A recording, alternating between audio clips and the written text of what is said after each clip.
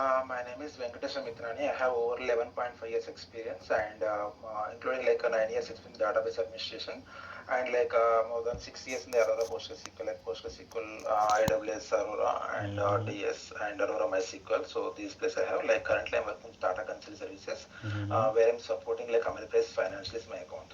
Mm-hmm. Okay, if you move over to like kind of my roles and responsibilities, like kind of as a database administration, I used to like support like 24/7, but we have like here only morning hours. We have onshore people is there. So like kind of our roles is kind of like we are managing almost over. We have 100 databases there, like including like 50 are production databases. Mm-hmm. There like my activities kind of like backup and recovery, performance tuning, query Mm-hmm. optimizations, patchings, upgrades, and DR activities. So like kind of production support I do. Mm-hmm. Seeing if you move to like Aurora PostgreSQL, so in the Aurora PostgreSQL, I have done kind of like a cluster management, a provisioning spot, and multi-Azure deployments, finding recoveries like snapshot recovery, Right. minor and major version upgrades, scalings, instance type upgrades, Mm-hmm. and the regular BA activities like kind of when the application has request kind of SP migrations, any kind of data related modifications, DDL modifications that we used to do Mm-hmm. like in the production support. Yeah, Okay. these my relate. So I have done like a AWS associate certificate like associate level, and a few in the major these basic certification on this Azure fundamentals. Okay. Thank Yeah, you. yeah, thank So you. you mentioned in the resume, right, the key projects, right? Mm, The Azure mm, Aurora administration, cloud, and high and mm, infrastructure automations yes, and performance mm, tuning. So yes, can you yes. help me to From understand any one example what you have done in that migrate infra yeah, automations? Yeah. Okay. Start sure, from sure, that sure, madam. Aurora, Sure, right? madam. Yeah. Yeah. See, like from 2020, see the current like I'm working TCS from 2018 onwards. So from 2018, I joined as like a payroll employee with the TCS. Then 2019, I made as a regular. So from Mm-hmm. 2018, I'm supporting only single client that is Ameriprise Financial. So there, like I started my career with the DB to AUW here. Okay, Mm-hmm. so DB to AUW kind of all kind of BI exercise to do. Like then 2020 onwards, we have started like cloud migrations everything. So we have introduced like AWS. So there we have cross-skill to PostgreSQL.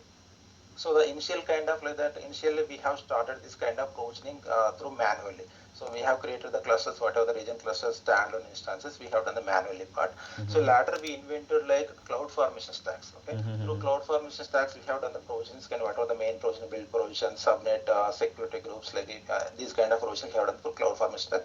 There we have the Python coding, like the YAML documents. Mm-hmm. So later, like from 2024 onwards, we have started the CI/CD pipeline with the Terraform. So Okay. whatever like modifications we have started, like what are the new provisions what we are doing currently, like either like regional clusters, global clusters, multi-Azure like RTS part.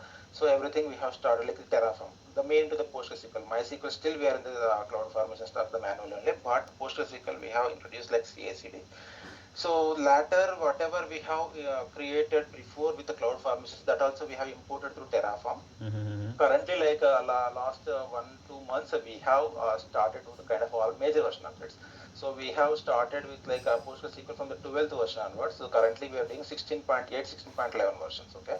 So whatever we have the previous cluster like 12, 13, 14, 15. So that we are started migrating from 12 to 16 version through CI/CD pipelines Terraform. So everything we have imported into Terraform blocks modules, Mm-hmm. and currently we are upgrading the this state. Like we are getting the you might aware of the service now flow. So for production database, initially we have started with like our like we have test environment like non-prod and pre-prod production. So these kind of setup we have in the PostgreSQL. So we have started with like our test environment C1 environment. First we started with the POC account, then test, then non-prod, then pre-prod. Now we are in production. So this process kind of like within the 2 weeks before we inform the application team this particular version from 13, 14, 15, whatever. We have started 13. Currently we are in 15 version right now. So 2 weeks before we inform the application team. So and so date like a planning for that major version upgrade. So we are seeking for the alignment from initially. Then usually we'll go with the maintenance window or like the weekend part only. Weekdays we're not planning for this one because due to like the BA activities like more, right? So that's what like we usually talk about mail to application. There was some application usually have some concerns about the maintenance windows when they exactly see this kind of like blips issues, right? So we have set up the call with the application. Then we explain everything like where they are seeing the impact. Like usually we have like a database activity stream enabled in Server of PostgreSQL. So there they seen like 50 minutes outage. Then after that major version upgrade, so that will take 30 minutes. Then after again we enable this DAS part, so that will take 50 minutes. Total we are taking 1 hour outage from them. Till then later we can do this vacuum full part. So that is kind of like the table level do anyway. Like so whatever they are trying, like that, this kind of explanation we will give them. Then later we'll do the change approval part. Once the change approval the ECAB level, then we'll start in the weekend. So this is the particular activity currently we are doing right now. Yeah, Okay. this kind of like it will cover like everything like whatever my UPA activities like somehow like application they have a concern with like they want to do some kind of program their procedure updates modification those kind of like SM migrate will do in the production areas and learning alters kind of thing and activities like user access part related roles creations user access creations this is everything that we have to used to do here Okay. as a So primary DPA, like I used to like check the what are the items we are getting, what kind of activities. Then I will circulate to my team, like who are available in the shift. Then I will share to them the major activities. Hopefully, I will take care. okay. So you work on majorly on RDS, right? Yeah, RDS or RDS like yeah, that's what like I have two primary skills here. DB to LUW. That is there we have like initially on-prem. So we migrated from the DB to LUW from AX environment to Linux environment. Where we have Linux environment, we have chosen EC2 instances. So EC2 instances, then we have the Linux servers. There I have also I'm managing like the AWS part, like what are the values related, effects related, VPC related security. There also DB to LUW managed, and in the AWS RDS also we are supporting Aurora PostgreSQL and RDS PostgreSQL and Aurora MySQL. These three I'll take care of. okay. So what are the challenges you face while migrating from DB2 to this? See, DB2 to LUW, like actually, see, our thing is like totally a live environment, okay? So we Mm-hmm. have started anyway like the test environment, right? So there, like for DB2, we have taken the CDC for the migrating data, and we have there we have like with the help of Linux team, we have taken the Yeah. HT instance there, like everything we be set up security groups. We depended on the application server team because there is no sudo access to Mm-hmm. DB2 area. Mm-hmm. So there we migrate data from we have exported data from DB2 move usually use the utility if you are aware of the DB2. So DB2 move used from the on-prem to like whether both are like the same like putty versions like Linux and AX, right? So we didn't face any issue over there. The data types we don't have any issue with the data types and all because both are like the compatible environment only. Only the thing is like this our line AX Linux the thing is different here. But in the cloud that time like we are new to that one, so we learned about the effects and volumes and what are that GP2 IO2 like this categories part so that we learned but only the part is like we face the issue like we have the production database like almost like 5 terabyte is there so for that CDC part it took much time like to replicate here we do the cutover time so we have the deadlines right so that we are face the issue and even for our portions also I have done like a kind of heterogeneous migration some SQL or we have the team is the artist platform team also there so we have taken like this AWS SCT tool like a schema conversion tool and as we have like AWS DMS inflow also there so there we have created like replication instances, a source endpoint, destination endpoints, and migration tasks we have created. We'll monitor over there. Like if somehow when we are getting any kind of like the migration task will get failed, then Mm-hmm. we'll reinitialize that for that full load part. So these kind of activities I have done for even heterogeneous migration also. I have that involved in that particular area also. Okay, so you work on this query optimization, indexing, okay, and Yeah. then point in time recovery, right? Mm. Okay. Yeah, if you want to choose the point in my recovery, it's kind of like see initially time like whenever we do this kind of maintenance activities, right? So that time cluster sometimes it went to the initial cases when we are new to the database. So the initial case cluster went to pending state something. So we have this AWS case over there. So when we engage them, they mention like somehow issue with AWS, and so they are suggested to do the point in recovery. Mm-hmm. So that time I have done the point in the initial time. So the point in kind of like it will create the new cluster. Okay.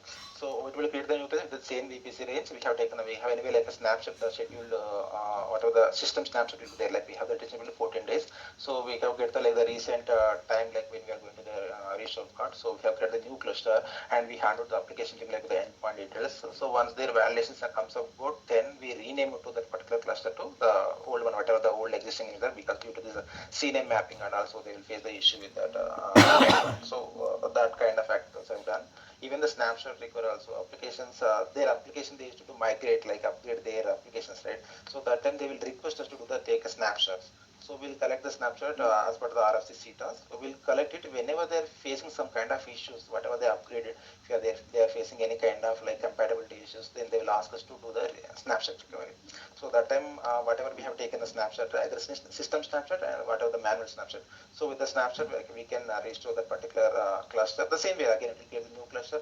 Then we need application has to do their validation. Then later we can rename it. This kind of categories I should every time. Okay, thank you. So let's start from that core DBA part, right? Can you explain me that Postgres architecture first?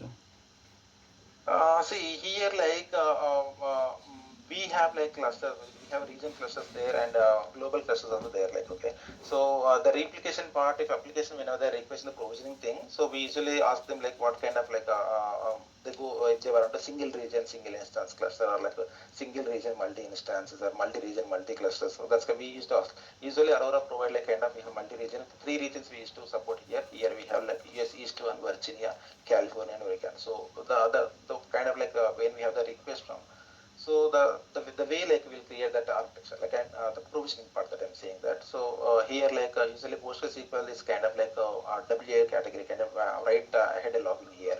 So whenever we do this kind of modification in the particular SQL table, so that will create a new row instead of like updating the existing row. It will create a new row. The old one, whatever it is, that will create as a dev tuple. So in this data block is kind of for the storage, right? So for this particular part, whenever we get the request from the application, if they are seeing any performance issues, we'll do this vacuum part. Or else if we have the downtime, we'll do the vacuum full. The only difference is kind of like offline online. So whenever we do the vacuum part, this it will clear the data pools. If you go the vacuum full part, it will clear the data pools and it will release the disk to space. Release the space to disk. That's kind of activities I used to do. Okay, can you help me to understand what are the different type of background processes in Postgres? Uh, Background process in the sense. You are saying like kind of the dump category part. No, background Dump. processes. When we want transaction to start connecting to databases, right? There is a background processes, right? So that, yeah. Usually like as kind of all kind of database, like when we initiate the connection, right? So it will usually we have like what we'll call like agents, like so these particular agents will initiate the connection, will receive the connection to the application. It will circulate like how many agents we have. I mean, I'm not sure here. So that will make a connection to application. We have like a max connection activity here. So as for the max connection, so it will give the acceptable connection to the application. Then as per the requirement, like what are the suppose like what are the application requests, they are running some particular query, it usually check in this kind of like a package cache part, like whereas the particular query is resides in the package cache, then it will give us exactly like if it's already have holding the access plan, it will give the same result here. If it's not existing, it will take from the disk and it will create some access plan, like if it's statics is updated or updated, it will make some like access plan with like either an index scanner, like if it's they are going the select star kind of thing, it will go the table scan as per the requirement will create the plan like. Okay, so can you differentiate between this wall writer and background writer? See, wall writer, as mentioned earlier, like is kind of like it will create the new record instead of updating the old one. So that new record, the old one, it will make as a dead tuple. So that Mm-hmm. whenever the application requests it want to use the dead tuple one, it will take every time the updated one only. Whatever the update modifier one, that will take like that's great only data tuples. But the background writer, even I'm not sure. Like it might be use the old regular way. That I'm not sure. Okay, and after installation, you see that many configuration file in Postgres, right? Configuration parameters. What do Yes, you say? yes. So what are that PGHBA file and config file? Yeah, yeah. See, today also I had faced this kind of issue. HPA config. Say recently, like see, whenever the applications try to connect the database, it will check the PG config has like authorizations part, like what are the authentication, any certificate has been installed in this application layer. So that will check whether the SSL authentication is there or not. We have like parameters kind of RDS force SSL. If RDS force is enabled, then application will connect and SSL require modes will be there. SSL modes kind of allow, prefer, require, this kind of category we have. It Mm-hmm. will check whether the application is the like trusted connections or not. That will check. Even in our we have configuration parameters. In the parameter also we used to enable this particular thing. Password encryption is either mode MD5 or Scram HSA 256, and force system also should be enabled. These kind of security layers we will prefer here. And another security also there. That's kind of IAM level and that kind of AWS secret level. These also we do have. Okay. So in config file, right? So what are the Mm. parameter you tune for that server-based performance? See, what I am parameters, this are like RDS force SL1 and password encryption, these two. And I enabled recently due to the added part like a log statements, log connections, log disconnections. Um, then, yeah, these preferably I remember right now. Mm-hmm. And when I recently, which I have done. Sorry. Okay, okay, not an issue. So can you differentiate between shared buffer and work mem? Yeah. Wait a second. Mm, Recently, I've done something related to the work memory part, like Mm-hmm. see, the main thing is kind of like shared buffer thing, the sorting operations, what it will mainly use for. Mm-hmm. So whenever doing application kind of any bulk operations, right? So that will require something kind of sorting part, so sorting temporary storage area part. So Mm-hmm. that will allocate this particular memory, sort shared buffer, and work mem is kind of like it is might be the maximum connections layer part it might use for this work mem, but still I need to recall it. That's what I'm correctly recollecting, Okay, reconnecting with what I'm done clear. okay. And this is okay in monitoring part, right? So how we are doing monitoring the Postgres instances? Yeah. See, actually here like we have different things for the model level. So I used to have like any suppose like if I get any request on like we usually set up everything in the alerts into like Sumo logic. Okay, so we usually get the service now incidents or the alerts like whenever it reaches no more than 90%.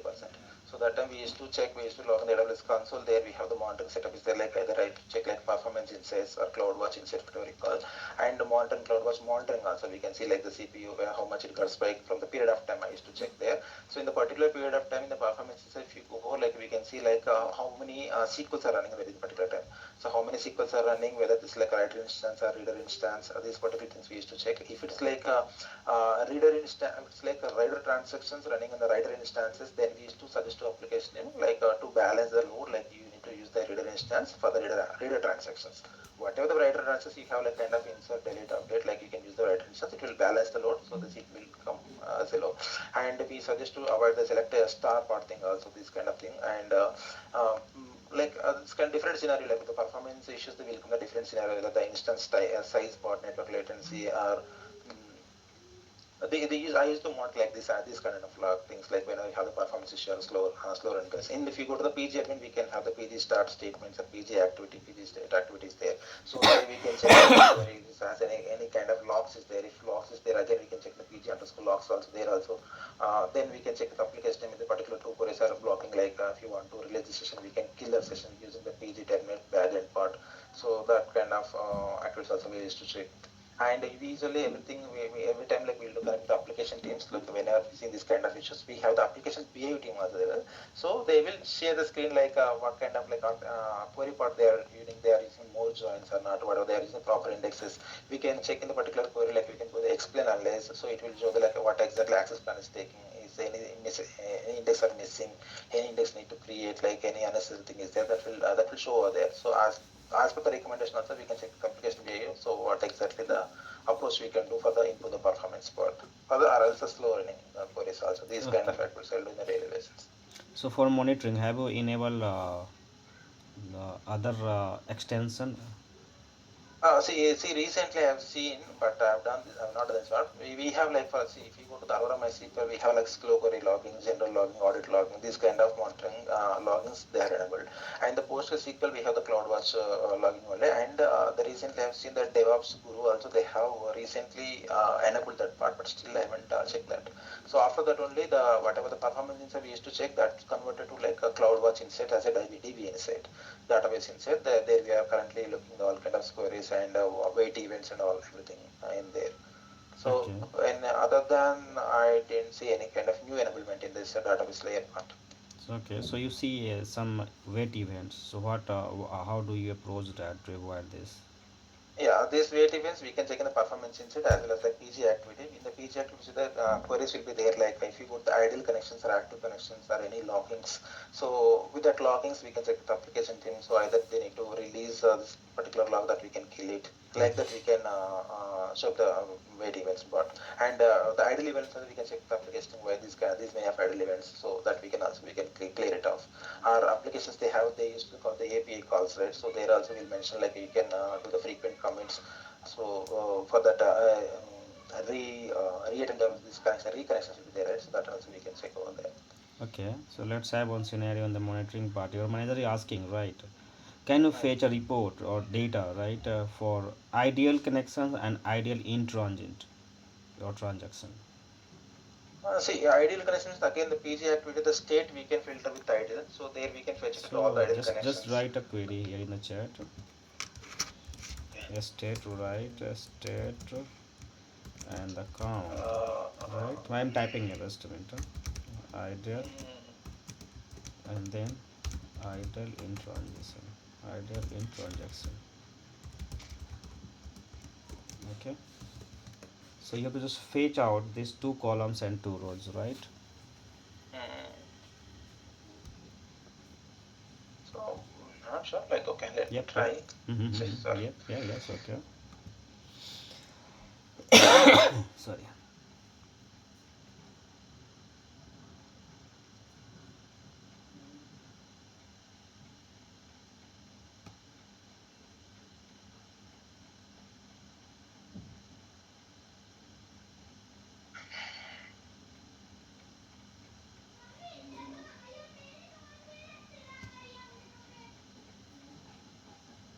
State is equal to ideal that we can do. Sorry तुम चिल्लाने से मना किया ना Deepu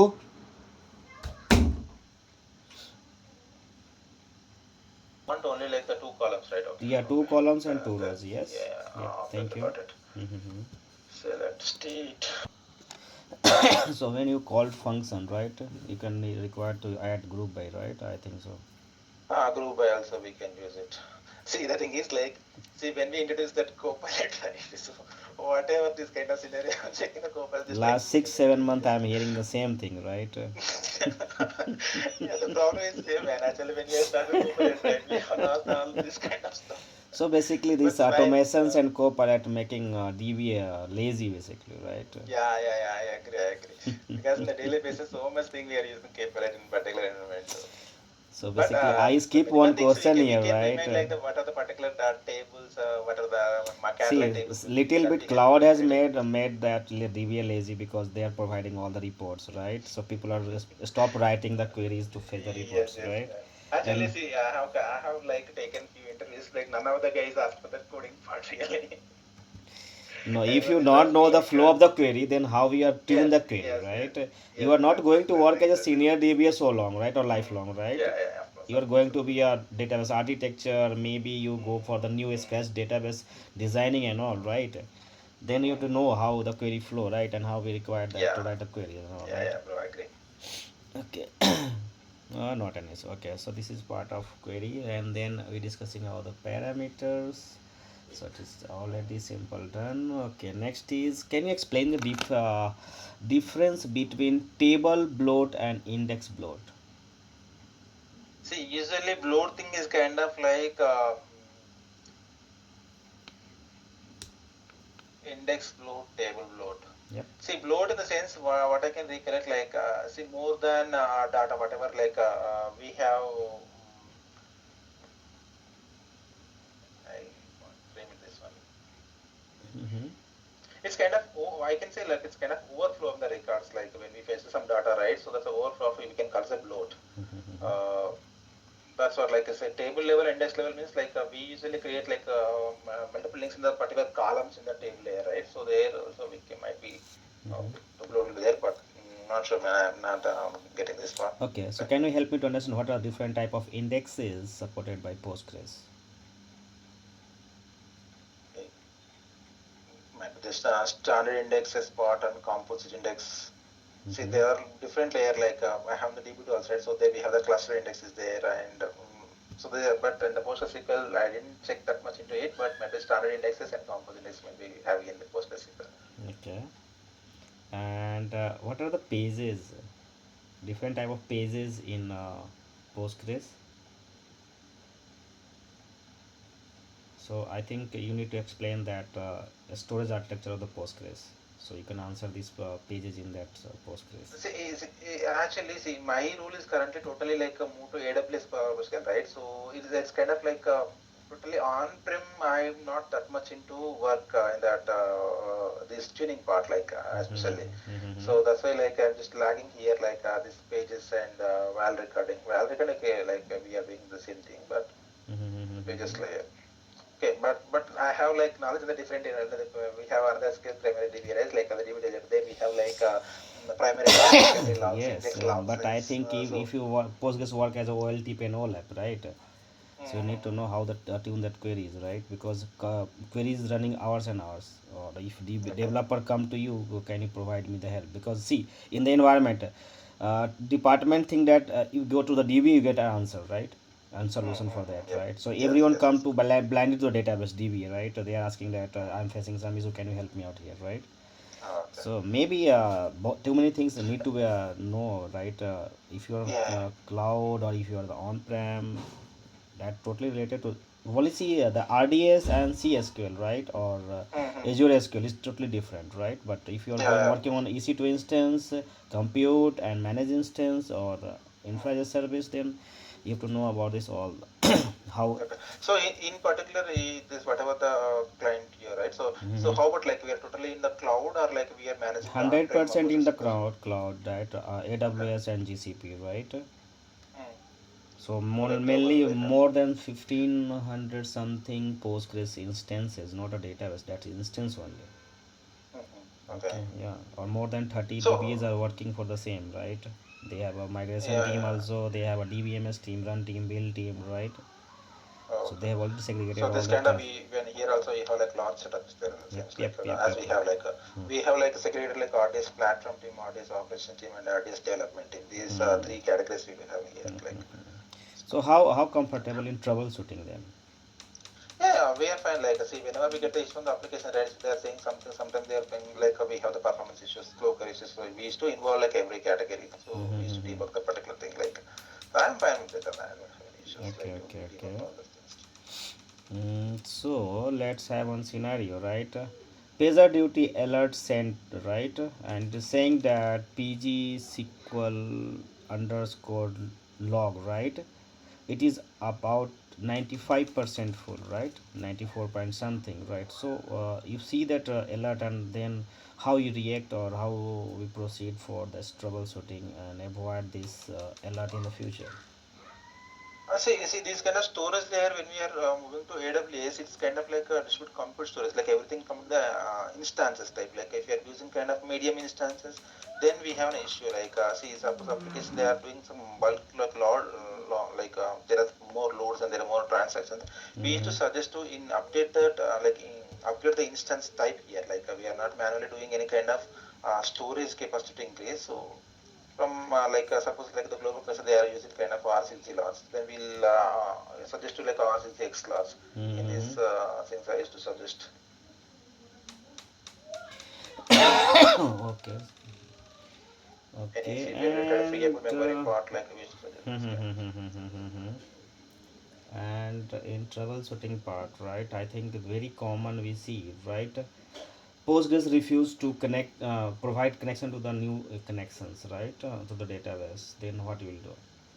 Then we usually select the max connection part. How many max connection it's allowing, like what the parameter we set in this Postgres layer that we check, like what are the existing, how many connections we have, like how many idle connections we have.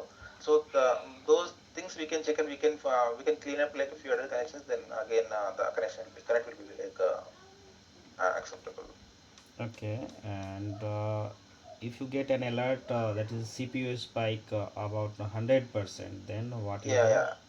That's what we initially discussed. Like when we reach the CPU spikes to 90%, here actually we set up sumo logic alerts. So we'll get the incident and the alerts. So when we get this particular incident, just I used to check in the performance inside, like the particular and CPU in the monitoring part. So in the period of time, like how many sequels are running, the sequels, like I can check like is it kind of reader transactions or writer transactions. So we can check balance the load. I'll suggest application to use the reader to reader instance Mm-hmm. and writer answer to writer instance. There, like the particular queries, will tune it for that explain analyze part. We can tune the queries like it's checking like any missing indexes part. This kind of like a SQL query tuning we used to do. Like Okay, we can share the and details like what are the exact host type, which user is trying to connect, which user doing the what kind of activities. So those will share to application team. Then we'll follow up with application team. Then we'll tune the query and we'll give the suggestions. So like the way we are doing here. okay, and if you get an alert, there's a replication lag, right? Which is 30 minutes. Then what you do? See, replication log in the different scenarios, either network or as like primary cluster to secondary cluster, it might the instance size might be difference. So we Mm-hmm. can check that but the particular error if the kind of instance. Usually Aurora PostgreSQL the replication will be log is very milliseconds only. That's why we used to use the Aurora PostgreSQL. Even though it's showing like a replication log, it might be like a network latency part or as like instance type part or as like applications they are not doing the proper indexes in the SQL queries like wherever they are running any slow queries are running, any logs are persisting in a particular time. Mm. So these and all like background checks we need to check and we can finalize the everything. Okay, so this is And about yeah, and in and how automations. many reader how Mm-hmm. many reader instance they are using also. Like see while troubleshooting we'll get triggered so many things like that. Right. Okay, Yeah, you're asking something. yeah. So regarding this automation part, so have you automate any daily DB activities? See, DB in the postal sector I didn't get any chance, but in other area like the auditing part I have done like in that DB2 area, like there we usually from particular our company standards we used to mention few controls like in a sample database is there in particular access related part. So these kind of like every month we used to send a report to client part. So every month that we have to send. So there we have like almost 50 to 70 controls are there. So those controls I have automated through shell scripting. That's what I have done. That still we are using like I have done like almost like 3 years ago. Still we are using the same thing. But here like Postgres area like the cloud formation stack whatever we are using, right? So those like whatever they build by a platform team like the coding part by the Python or Terraform. So I use it the same thing, but anytime we are getting the bugs and that I can fix it like either in the checkout scans or like any pipeline overview that what we can see. Like I used to fix it the Terraform layer and Python layer, but not exactly automated the Postgres SQL. Okay, and how you are But comfortable to work on GCP platform? GCP, I haven't started it. See, I have done the AWS. I have from last season I'm working on the AWS area. Even Azure also. In initial time before it come to AWS, right? I initially done that Azure certification also for the Mm-hmm. database, like base fundamentals part. Then Mm-hmm. from AWS I'm working on the last season, but I didn't get a chance to work on the GCP. But okay, fine. It's anything, everything is a cloud, right? So I'm good to take care of the GCP to cross scaling part. And usually, like might be that the terminology, the tools, whatever we are using, that may be different. But the action, the whatever the work item is common, right? So I am good to go that. Okay. So I think I have done from my side. Do you have any question? I feel free to answer that. Yeah. So how about the team size and working on like the shifts? Do we have these things Shift like? in the sense